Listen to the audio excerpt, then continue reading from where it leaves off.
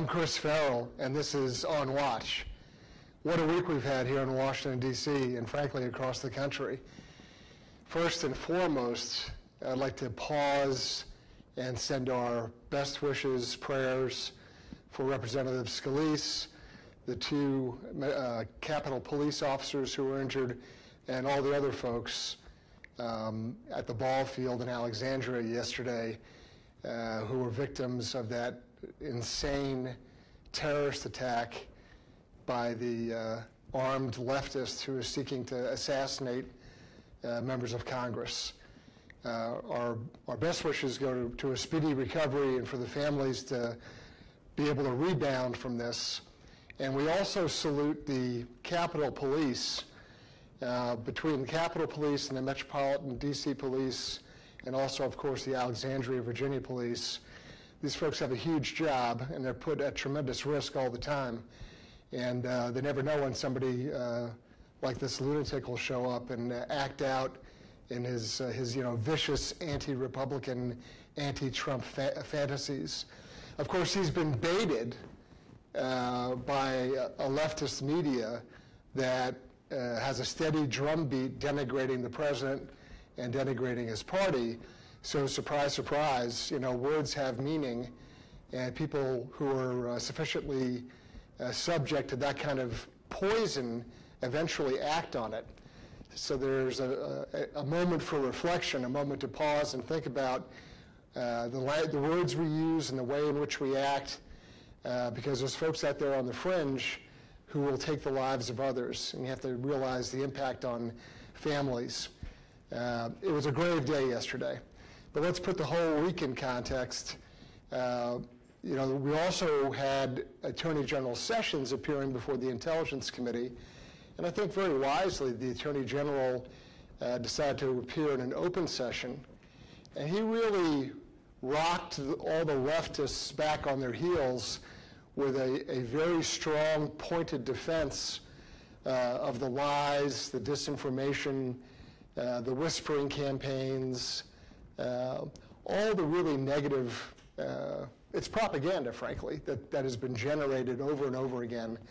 And so the Attorney General, Mr. Sessions, did an excellent job, I think, setting the record straight, vigorously defending himself, defending the administration, defending the person of the president, in a way that really exposed people like Mark Warner, who sadly is my senator. Someone like Warner came off like an arrogant, petulant child, and those sorts of behaviors really illuminate the character, the thought, the values of the people, and how they interact with someone. Attorney General Sessions really, he's sort of an old school gentleman, and when someone goes after him in that fashion, he's certainly capable of defending himself, but it really says more about the attacker than the victim in this case. And again, Attorney General Sessions really wasn't very much of a victim. Another point I want to make is, after a one-day sort of victory, or at least a vindication, given Attorney General Sessions' performance in front of the Senate Intelligence Committee, this concerted leftist propaganda machine, assisted by the deep state, assisted by that political class of operatives that's entrenched here in D.C., they couldn't let 24 hours go by without yet another attack on the administration and the person of the president, Donald Trump. And so we saw an unsourced, anonymous report from the Washington Post claiming that the special counsel, Robert Mueller, is now going after or targeting the president with respect to obstruction of justice. And so, once again, another sling of the mud. So the media was wrong about the polling numbers before the election. They were wrong about the actual election itself. They were wrong about the initial successes of the campaign and of course, the initial months of the presidency. They were wrong about the involvement of Russia. They were wrong about allegations of espionage and collusion.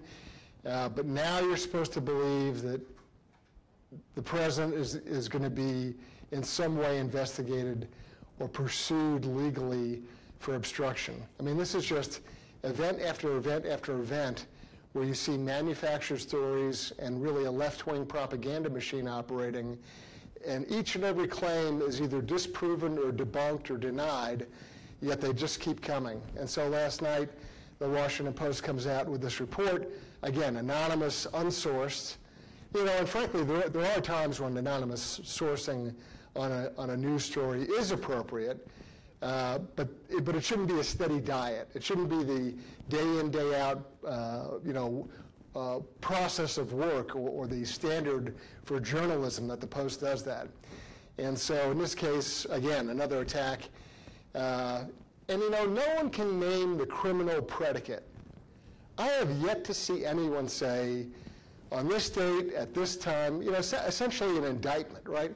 No one has said that at this date, at this time, these persons have engaged in some illegal act or behavior. Instead, they've kind of flipped it on its head, and they've said, well, we've got this person, and we're going to investigate them until we find the crime. That's not the way the American criminal justice system works. I've also seen some snide remarks about, well, if they have nothing to worry about, why do they care if they're being investigated? And what I'd like you to do is pause for a moment and think about yourself and your family and friends. How about, hypothetically of course, how about if I just pick you and I investigate you? And I just keep going. You know, I can virtually guarantee that I will find some offense, whether it's running a red light, whether it's maybe you didn't make exactly all the donations that you did make when you took off money on your taxes. You know, there's 101, you know, from felonies to very minor misdemeanors, that if I look long enough and hard enough, I'll find them. And so that's exactly why we don't operate that way in this country. You're not guilty until proven innocent. You don't have to prove your innocence. And we certainly don't identify people as targets and then go on a wild goose chase or a scavenger hunt trying to find crimes. It's not the way we work. So we now have apparent leaks out of the special counsel's office. At least it appears that way based upon the Washington Post reporting. And some of you may remember a couple of weeks back on a previous edition of On Watch, I talked about Robert Mueller and this kind of split story about him where, you know, Washington, D.C. establishment loves him. Mr. Comey has endorsed him. That's a red flag. But there's this other story about Comey that dates back to 2012 and the work of Judicial Watch, right? Our litigation, our investigations really made the difference in this case. And it has to do with a secret meeting between then FBI Director Mueller and a group of Islamists who are demanding that certain language and training materials at the FBI they found offensive. And they demand a review and essentially a purge of all the training material. And so I'm going to ask you, once we finish this live broadcast, to get on your computer, go to our website, and I want you to look at this report that we produced, first in 2013, then again in 2015, that details a purge of training materials that Islamist groups found offensive, and that Director Mueller really honchoed and approved. It's 28 pages of text with 123 footnotes of details when it comes to documentation, historical archive material, and frankly, this is only the kind of thing that Judicial Watch can bring you. And we produce a report like this and make it available to the public because we do investigations and we litigate like no one else does. And that's really sort of the message for you to take away today, is that when you hear about these committees and you hear about these special counsels and investigations, you can trust and rely on the fact that Judicial Watch is going to dig into all these things and find out the real story. We'll produce more records, more testimony, more documentation about what's really going on than any member of Congress or any special counsel. And you can rely on us to do that consistently, regardless of whose administration. So there's an opportunity now for us to take some questions from you, the viewers, and my colleague and producer here, Matt's going to offer up some questions. I'm happy to answer them. Okay, so we got a question from Nancy M. What do you think about Sessions saying that Comey's negligence of the Clinton investigation is what ultimately got him fired? I think there's probably a few things that got him fired, but certainly Comey's conduct and behavior with respect to the Hillary Clinton email server investigation was outrageous. In fact, I published an opinion piece in The Hill back the day after Comey's July 5th briefing. Look, the only thing you had to know when it came to the Hillary Clinton email investigation was on the 2nd of July, that's Saturday, when she had her interview with the FBI, the question in my head was she Mirandized, right? Was that a rights warning environment? If it was, then it was a legitimate investigation. Because as a federal law enforcement officer, if I have reason to believe you've committed a crime and I'm going to question you about that issue, I have to Mirandize you. I have to read you your rights. And if you're just a cooperating witness or you're just somebody who wishes to provide information, then I don't have to read you your rights. And in that case, Mrs. Clinton was not Mirandized, and that's all you need to know. This was a coffee and donut session set up by David Kendall, her attorney. And that kind of thing shows you that the entire investigation was phonied up, that there was enormous political pressure. And Comey himself admitted under oath that he had adopted the language of Loretta Lynch and the Clinton campaign in calling it a matter instead of an investigation. So I guess you can call the FBI, now you can call them the Federal Bureau of Matters, right? That's the depths to which Director Comey dragged the FBI, and they're going to have a hard time recovering from that. What else do we have, Matt? Oh, a question from William P. Why did the FBI director agree to no notes and no recordings when interviewing Mrs. Clinton? Yeah, this goes back to that 2nd of July interview again. This is right up there with not Mirandizing Mrs. Clinton. The notion that somehow there'll be no record of an interview of the prime suspect of a national security crime, a felony, 18 U.S. Code, Section 793F, the mishandling of national defense information, that they would sit there, and I kind of jokingly referred to it as a coffee and donut session. That's what it was. It's disgraceful, and that there would be no record of it. I mean, that's really a thumb in the eye to the American public. That's the FBI, obviously at the direction of Director Comey, looking straight at you and telling you to drop dead. I mean, you're owed that information. This is a serious issue. For 4 years, all of the classified information on Mrs. Clinton's server was compromised to the Russians, the Chinese, any of the first-class intelligence agencies around the world. And by that I mean countries like Germany, Israel, Japan. They all were dying for information like that. And so if you're looking for collusion with a foreign power, don't look at Trump. Look directly at Mrs. Clinton if you're looking for 4 years of classified information. That's where you should begin your investigation. What else do we have, Matt? We have a question from an Instagram follower. Unfortunately, we couldn't get their name. So if you're listening, please chime in. Why do you think there's a difference in treatment between the Clinton email investigation and the one going on right now? Yeah, they're two different worlds. This is the Clinton era idea of, laws are for little people. And she got away with that, frankly. And now you've got the establishment. And when I say establishment, or when I talk about the deep state, I mean establishment Republicans, establishment Democrats, all of the fourth branch of government, that professional government bureaucracy that exists. I'm also talking about lobbyists, and I'm talking about defense contractors. I'm talking about all those persons who derive benefit or make their living off of the government and the system that exists. And so Mr. Trump comes in and threatens that because he's not cut from the normal mold of a professional politician. He doesn't necessarily play by the rules. And that is terrifying to them. They are very concerned about a shift in the environment like that.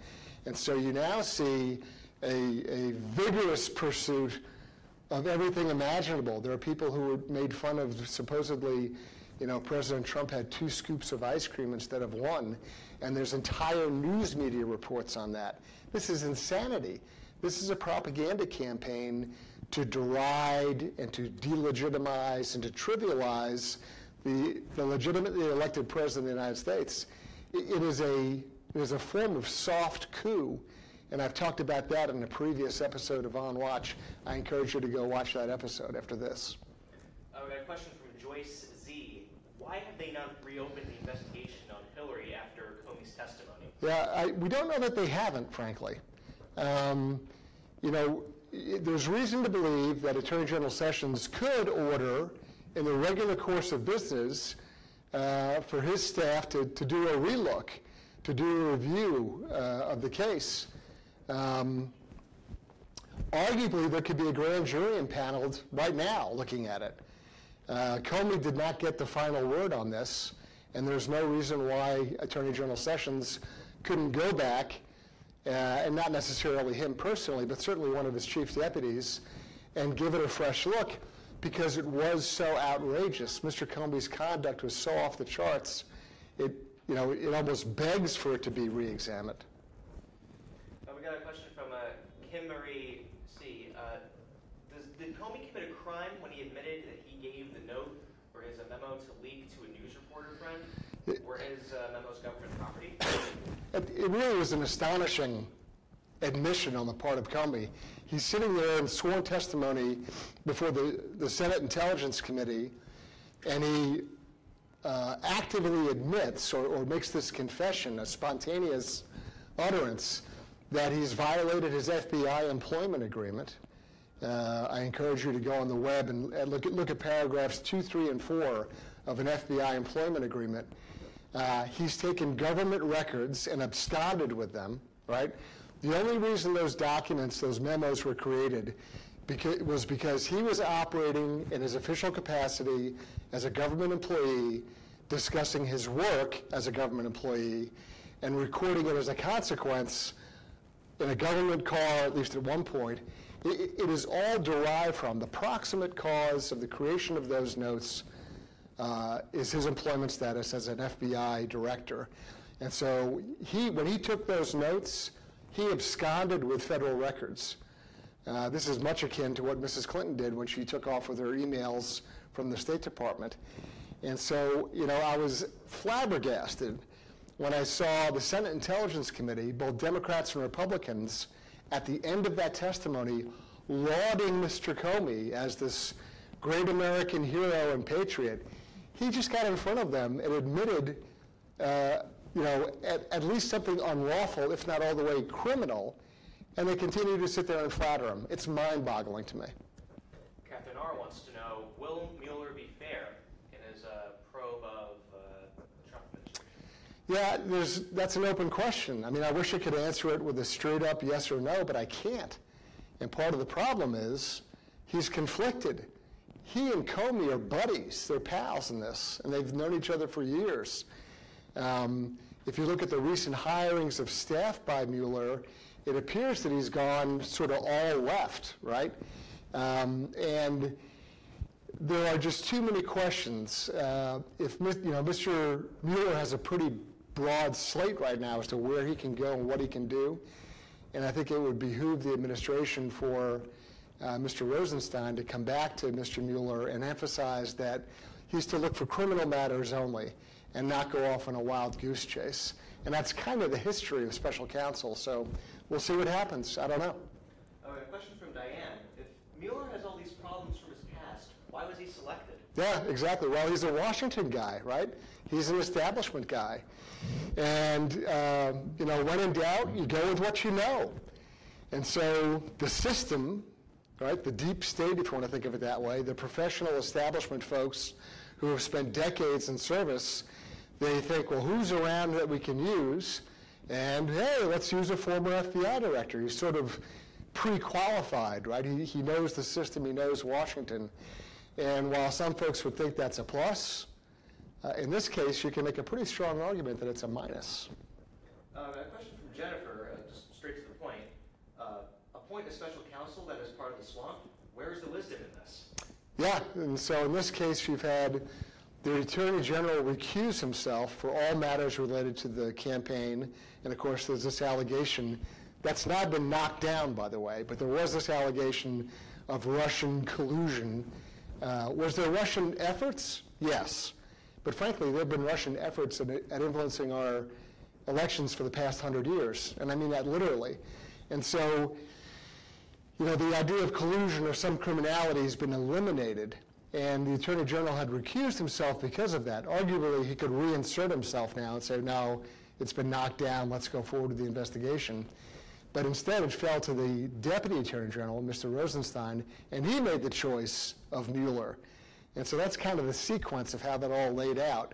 I'm certain there's a number of other qualified, either recently retired federal judges, other folks who have a long history of law enforcement, folks who've been attorneys general or DAs who would have excellent credentials to do something like this.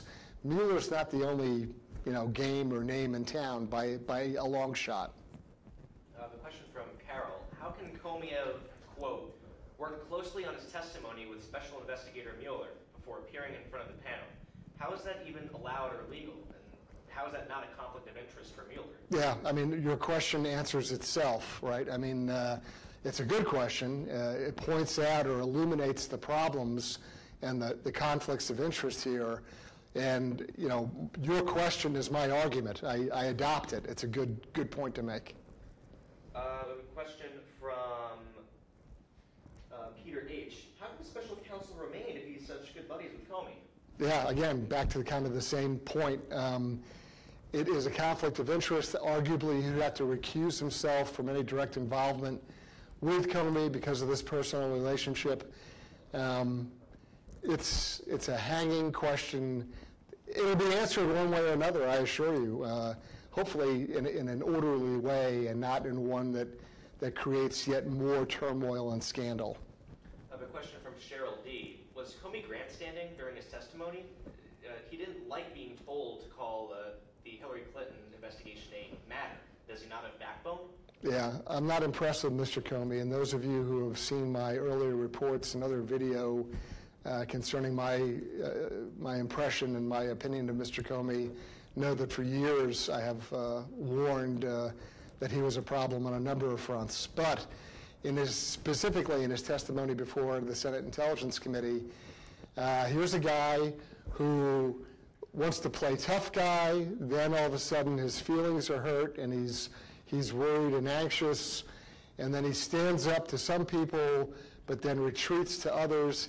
It's very difficult to get a handle on exactly, Comey kind of turns it on and off at will. When it suits him or when it's self-serving, then suddenly he's a Boy Scout or an altar boy, he's good as gold, and then other times he just is, suddenly he's clueless. He doesn't understand, he doesn't know, he can't remember.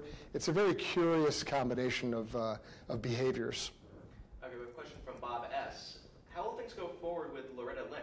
We clearly heard in Comey's testimony of Lynch's obstruction of justice with the Clinton Email Foundation. Yeah, frankly, I'm tired of congressional committees. What I'd like to see is a grand jury impaneled. And I believe, based on my own experience and opinion, that there's sufficient grounds to indict her on a number of issues. And I think that should be the way forward. Congressional hearings are good in the sense that they illuminate some topics for us, but they're bad in the sense that there's very little follow-through. It's very often just sort of kabuki theater. And what I'm more interested in is law enforcement. And I'll circle back and hit this again, and that's where Judicial Watch is so important, because we use the legal system to obtain records and documents, to take depositions. We compel the government to answer your questions, and we do that in a way that Congress can't, frankly. They're a co-equal branch of government, the legislature battling out with the executive, and the way that we get the answers that we do and get the records and documents is because we use the legal system, and that's why you've seen people like Jason Chaffetz on Fox News complain, how is it Judicial Watch gets this material? Why haven't we? That's my paraphrase of what he said, but that was essentially the point he was making. We get the records and documents, they don't. I think we have time for 2 more questions. Sure. One from Laura L. When will an investigation be launched into the meeting between Loretta Lynch and Bill Clinton on the Phoenix tarmac? Yeah, I mean, I just mentioned before the idea that there'd be a grand jury panel to look into Loretta Lynch's actions as Attorney General.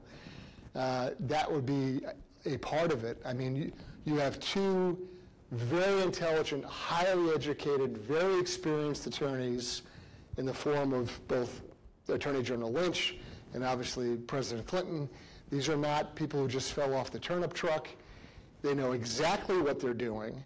And having that meeting was a deliberate monkey wrench or attempt to contaminate a legal process in a way that, I mean, any other attorney would be disbarred. Finally, we have a question from Kathleen B. What are President Trump's chances against the corrupt and powerful deep state? He's got a hell of a fight on his hands, I'll be very frank. It is a straight uphill battle. He relies on having the support of the American people, having just been elected, but the media, certainly, the establishment, both Republican and Democrat, contractors, lobbyists, that fourth branch of government, the professional politicians and the professional political staffs within each of the agencies and departments, they're all actively fighting him. And I said last evening in an interview with Lou Dobbs that it's my belief that this hard left, they want to impeach the president. I mean, that's their goal. They want to delegitimize and really, knock him out of his position as president. And frankly, along the way, they'd probably like to jail a couple of people. They would like to go after, who knows, maybe family members or business associates in order to splash more mud on the president and his activities. We've never seen anything like this before. We are on new terrain, politically, legally, I think even culturally as a society. This is like nothing we've seen before. The takeaway message in our chat now, for me, is I want you to know that Judicial Watch will be doing what it has been doing for the last 24 years, fighting for you, getting records, documents, information out, so that you can make informed decisions about what's really going on here in Washington and, frankly, across the country. So thank you very much for tuning in. I'll see you folks next week. Again, prayers for all those injured in Alexandria with the leftist terrorist assassination attempt. And congratulations and many thanks to our brave law enforcement officers here in D.C. and in Alexandria. I'm Chris Farrell, and this is On Watch.